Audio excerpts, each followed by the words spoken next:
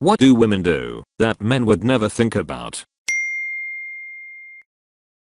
Planning out which days to wash my hair so it aligns with my schedule. Guy with long hair reporting in. This is the only thing in this thread I can relate to. Do I wash my hair today or tomorrow before I go out? If I wash it today, put argan oil in, and keep it up all day, my curls will look great tomorrow, but I risk it looking frizzy. If I wash it tomorrow, I risk it being too weighed down while I'm out. We use so much toilet paper, especially on our periods. When I moved in with my boyfriend, he made a comment on how quickly we were going through toilet paper. I've always made it a point to use as little as possible, but the look on his face when I reminded him that I need to use it for all of my trips to the toilet seemed like that really just never occurred to him. He's learning about living with a woman, trying to go easy on him lol. I'm prepared for things / have it in my purse. Spare phone charger, Fitbit charger, ibuprofen, naproxen, lactase pills, sewing kit, tampons, pens, sticky notes, battery pack, checkbook, stamps, chapstick. Some days it's just impressive and I'm like a goddamn Mary Poppins, y'all. A lot of things related to grooming. The extent to which many of us deal with body hair, rough skin, hair, and skincare, makeup, nails, etc. Like it's a meme that women's bathrooms are a mess of random products, but I don't think many men actually think about the time and effort put into actually using those products. They just take it for granted that women's bodies are naturally smooth and soft and pretty. I was on a beach vacation with a guy I was seeing and didn't bring a razor since airport security usually confiscates them. One night in bed I noticed my armpits were getting hairy and he asked why I didn't pick up a razor at the drugstore the night before. I said I don't know, I guess I wasn't thinking about my armpits last night. Were you thinking about your armpits last night? And his mind was blown that things like hair removal that seem to happen effortless behind the scenes require actual conscious thought and preparation. He is relatively hairless though, so I'm assuming this would be less of a revelation for men who have to groom their own bodies more frequently. Edited for word choice. Remove hair from our belly, around our nipples, upper lip hair, not just pubic / armpit / leg hair. My husband and I were getting a little touchy-feely the other day in the morning and I noticed him take a second longer glancing at my boobs, but not in a "row yes" kind of way, but more of a WTF kind of way. Afterwards he says, "Don't shave your nipples anymore, I'll help you tweeze them if you want." I'm still not sure how I feel about this interaction days later. Put off buying a pregnancy test when your period is late. It's a huge roller coaster to go buy one. Take it. Imagine raising a child. Imagine telling your partner, trying to decide what to do with it, then getting a negative result. I've had a stern look at my whole life, reassessed our relationship, your ability to parent, my ability to parent, my finances, my ability to terminate a pregnancy, and you will never even know it happened. I make sure to never leave a drink unattended at a bar, even if it's a really uncrowded or laid-back seeming bar. It's second nature. I don't think many men think about this much. Once at a bar with my boyfriend I got up to go to the bathroom, and when I came back, I realized he had also gone to the bathroom and left both our drinks on the table. I had to remind him to please not do that when he's out with me. Planning my period / birth control around important events and vacation. Making sure I never leave the house without at least one menstrual pad and 1 to 2 doses of painkiller in my bag. Trying not to forget to shave my arms / legs etc. if I hadn't worn shorts / short sleeves in a while. And then because I'm someone with PCOS, hormonal issues. One of the symptoms is excessive hair growth. Making sure there's no missed dark hairs on my chin / neck. Being told how you're so small and delicate that he could just break you in half. I once had a guy actually put his hands on my neck and say, "Wow, I could probably just snap your neck." Go away. I'm assuming men don't do that to other men. Have each other's backs, even if we don't know one another. I can't tell you the number of times my friends and I have rescued a poor girl in a bar or club from a creeper who just didn't understand the word no. All women know the help me eyes. Once seen, respond accordingly, usually with platonic dancing to pull her away from the creepy dude and into your larger group of people until the dude has walked away. That, and asking in any public restroom if someone has a tampon. We've all been unexpectedly caught without, and will all return the favor someday.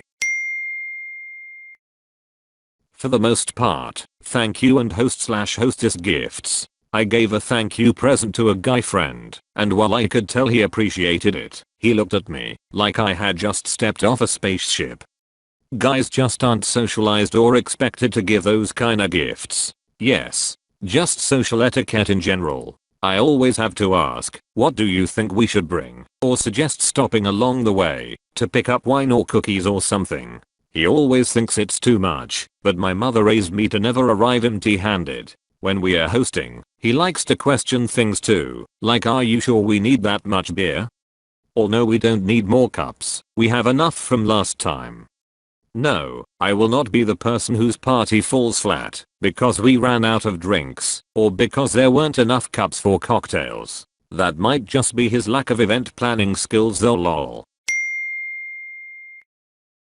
Talk openly about sex toys.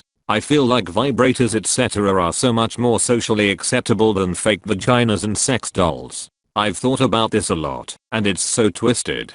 I think it's because women aren't supposed to have a lot of partners, so sex with a toy is more excusable. Whereas male toys mean that they can't get a woman and thus shameful, which is also super messed up.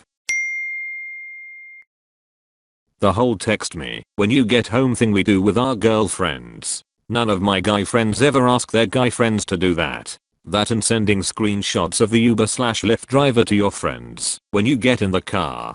And my girlfriends send me screenshots or contact info of their date when it's a newer person. Having to make a shower schedule. Can't wash hair every day, but need to take body showers and shave 2 days after washing hair. Do I really have to wash my hair again? I don't want to have to go through all the product steps and then blow dry and then style. Maybe I'll just go 1 more day and hide the grease. Dry shampoo for 2 more days. Wait, when was the last time I washed my hair? Ha ha ha, that's me every single week. I asked a bunch of my guy friends what the first thing they do when they get in their car is. They answered with things like put my seatbelt on, start the car, check my mirrors, etc. I asked some of my girlfriends the same thing and they all said lock the door without fail. In my experience, women think about safety first and everything else second. Historically, we've been through too much to think otherwise. Absolutely. A female co-worker and I have the thing where we wave to each other from our cat's cars every night to show each other that we are okay. Our 6 feet 6 inches 200 pounds male boss asked us about it, and he was shocked. He never had to worry about his safety. Edit. Giant cat as vehicles would be amazing. Actively work to get over the ways we are socialized to experience attraction to certain things and repulsion from other things. Yes, we grow up being told that a tall, handsome, thin, muscular, rich prince is out there for us. But most women actually choose to grow up and stop looking for these things in a partner. It takes will and work to learn to appreciate socially undesirable characteristics as part of a whole person when society is constantly telling you certain things, from fatness to shortness to hair loss, make someone inferior and undesirable. Yet almost every man seems to think his attraction to conventionally hot thin/curvy, light-skinned, unblemished, not smarter than him, not more successful than him women is an unalterable product of nature, rather than a product of social conditioning and entitlement. I have seen men have the verbal equivalent of toddler meltdowns when presented with the idea that they really can choose to develop attraction to members of their preferred genders based on compatibility and genuinely important characteristics. Women do it all the time. We spend a whole lot of time thinking about things other than guys, and a horrifying number of men are surprised by that. That reminds me of the study on the front page of Reddit the other day about how women made fun of another woman's sexy outfit. The natural conclusion all the men on Reddit drew was that women do it because they are competing in some sort of animalistic sexual hierarchy for men's attention. And not because, the women were gossiping for the camaraderie of it, or because the outfit was unprofessional and would cause all the female students as a whole to be taken less seriously, or because the outfit shown was straight out of the 90s. One thing that a lot of dudes seem really completely unaware of is all the steps I go through to avoid losing my wallet, keys, and cell phone. Getting those call your wallet devices, only wearing jackets with zipper pockets, owning several fanny packs, all that stuff, and still I lose my valuables frequently enough that people make fun of me for it. Everybody seems to be well aware that lady pants have it pockets, but they seem to fail to notice that, and therefore if you're a lady who's butch enough to not want to carry a purse, but not butch enough to wear literal pants for men, you have no natural way to carry your important objects. Thank you for watching. If you enjoyed the video, hit like. If you would like to see more, feel free to subscribe.